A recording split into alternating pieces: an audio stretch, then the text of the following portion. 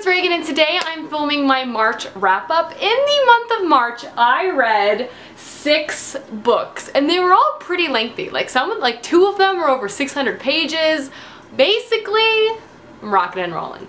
If I look disheveled, it's because I literally just hung up 2 floating bookshelves by myself. I rented a drill for my front office and I was just like, and I did it. I feel really proud. Actually, I'm gonna show them to you right now. Oh, we're going on them. Oh, hey Matilda, you watching me film? Are you jingling in the background per usual? But here are my shelves, guys. Look, I did it. I did it myself. Like, I know this isn't complicated, but for me, this was an impressive feat, okay? Alrighty guys, let's just go ahead and get started with the books I read this month. The first book I read was the first book out of this bind-up. This is a bind-up of the Inheritance trilogy by N.K. Jemisin. I read the 100,000 Kingdoms by her, which is book 1 to this trilogy.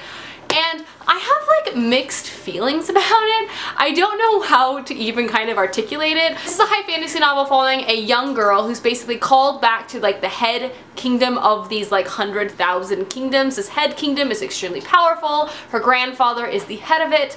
And the reason why they're so powerful is because they have the control of gods bound to earth. And the premise of it's really great, and a lot of aspects of the story were really great. I loved the political intrigue. I found the main character strong, and I really liked her decision making. But then some of the relationships between her and the gods was kind of weird, and I really couldn't get past it. And then some of the plot points got a little muddy for me in the middle. Like, I was kind of confused about what was going on. So it's odd. Like, in some ways I really enjoyed this, and other ways I was like, I don't know if that's problematic or not. So I'm on the fence, as you can clearly see. I'm going to continue because I enjoyed it enough to keep going, and I'm hoping it'll be kind of fleshed out in later books, and maybe I just kind of missed something that'll be explained to me later on. The nature of the relationships in this book is kind of what got me. They kind of seemed odd, and I just couldn't really get past how people were treating her in some instances. It kind of always caught me off guard every single time. I don't know. It was good though. I gave it like 3 stars. Maybe 2.75, but like 3 question mark. It was good though. The next book I read is a continuation on with my Harry Potter reread, and that is Harry Potter and the Half-Blood Prince. Yes, you are noticing damage in the corner. I brought this to my dad's house to read over spring break, and his puppy ate it. Basically, dogs love Harry Potter. Matilda ate my 7th one, my dad's dog ate the 6th one. What are you gonna do? But yeah, I love this book. Obviously, this is one of my favorites in the series. It's really great to still be in the school setting, but Harry's not angsty anymore. I don't know, I really loved it. Always cry at the same parts. It was really, really great. I'm glad I read it, and I'm excited to read the 7th one soon. I'm like, I'm there again. I read these so fast. Like, I always worry that they're gonna take me a long time to read, but they never do. Anyway, 5 stars, moving on. And I read probably everyone's most anticipated book, well, at least it was for me for the month, and that was Lady Midnight by Cassandra Clare, and this was Sasha's and I's Proustopia book club pick of the month for the month of March. I missed the live show, but I will still link it down below because Sasha did it, I think, with Emma, and it was really good, and I was sad I couldn't be there. But this is the first installment to our Dark Artifices series, and it was amazing. I loved it. Definitely the best start to a Cassandra Clare series I have read yet, for sure. I also did a full review, so I'll link that down below as well. It's non-spoiler, so if you kind of want more in-depth thoughts. But for now, just know I loved everything about this. The characters were fantastic. The relationships in this were fantastic and very complex, and I really appreciated that. And ultimately, I gave it 5 stars. Like, it was really great. I was very nervous going into this because I was worried I wasn't going to love Cassandra Clare's books as much as I did in the past. And this proved me wrong because I loved this so much. Like, this rebooted my love for her all over again. It was really great. Then I was feeling more fantasy, and I picked up Soulless by Gail Carriger. This is a urban fantasy set in 19th century London, and basically in this London, paranormal creatures are the norm. In a way. They exist, and they exist and function within society. Our main character is Alexa, and she doesn't have a soul, which makes her able to nullify supernatural creatures' powers, which makes her powerful and dangerous in a lot of ways. And she's also a spinster in society standards and extremely outspoken and vocal.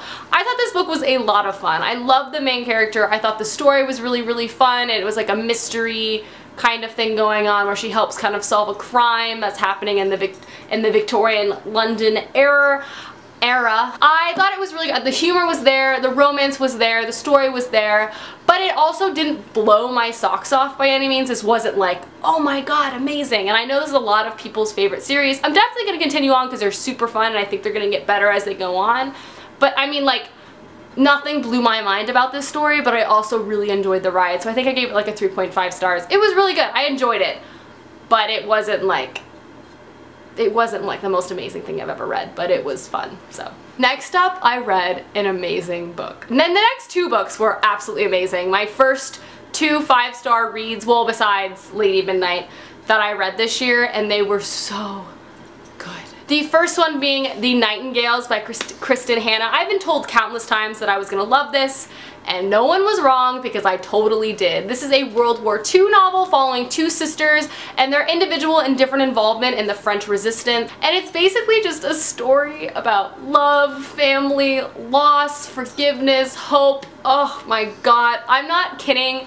This book, like, it was so good. Like, I haven't cried this hard reading a book in a while. Like, it's been probably like a couple years. I finished this and I was just like a mess. I like couldn't function for a little while. It was amazing. I loved this book. It's so good. The story it paints is just such a unique one, in my opinion, in a way. I've read a lot of historical fiction World War II novels. I love them, but it's kind of a rarity to find just a whole story about 2 women and how the war has just affected 2 women technically at home, right? They're still in France. It doesn't flash to the front. It doesn't flash, you know, to those struggles that are happening. It just focuses on a war that is experienced at home and how the 2 women experience the war very differently, but still have to, like, deal with it themselves. It's just so good. I loved it. I loved it so much. Like, I'm like already want to reread this book. Like, this book like really touched me. I don't know. I still can't handle it. The last thing I'll say about this book is that it reads so fast because it has a very strong narrative. It's beautifully written, but it's not dependent on creating this like heavy literary atmosphere. It's very character and narrative driven, so it reads so fast, and I just love this book so much. I really, really did. And the last book I read, I also loved, and it totally surprised me, and it shouldn't have. And that book is 6 of Crows by Leigh Bardugo. I was so hesitant going into this book because I read the Grisha trilogy and honestly I thought it was just okay. I thought it was very overhyped. I wasn't that impressed by any aspect of the Grisha trilogy, but this book was amazing. Like, the amount of growth, just like before I even tell you my thoughts, the amount of growth that happened between the Grisha trilogy and this book is amazing. Like, so complex, so interesting. Oh, it's amazing. This is the first book to a young adult duology that is being published, and it essentially follows this group of thieves and gamblers, people who aren't heroes by any means. They're just a group of, it's like a gang, and they're basically called upon to do an impossible heist. They need to break into an unbreakable place, and that's what the story's about. And you essentially just jump from perspective to perspective of every member in the gang. You learn their backstories, you learn to love them, you learn their perspectives, and I'm not kidding. This book is so, like, it's so rich in character development that it's insane. Like, I was obsessed with this story. I wanted to know what was gonna happen. I wanted to know how they were gonna do things. It was so good. And don't be put off to say, oh, it's just character driven, there's not plot or exciting. No, this had like an amazing fast plot. Like, the heist was so cool to see how they were coming up with everything. Like, this book was the whole package. Like, I haven't read, this was so good. Like, I understand the hype on this now. I'm behind it. I'm with them. I'm cheering with everyone. Like, I'm ready to go with the Grisha, with 6 of Crows. This was, like, this was so good, guys.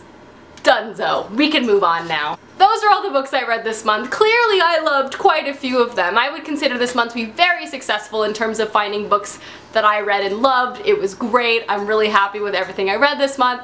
Anyway, let me know down below books that you really loved or maybe didn't love to read this month. I would always like to know these things. And I'll see you guys soon with another video soon. Goodbye!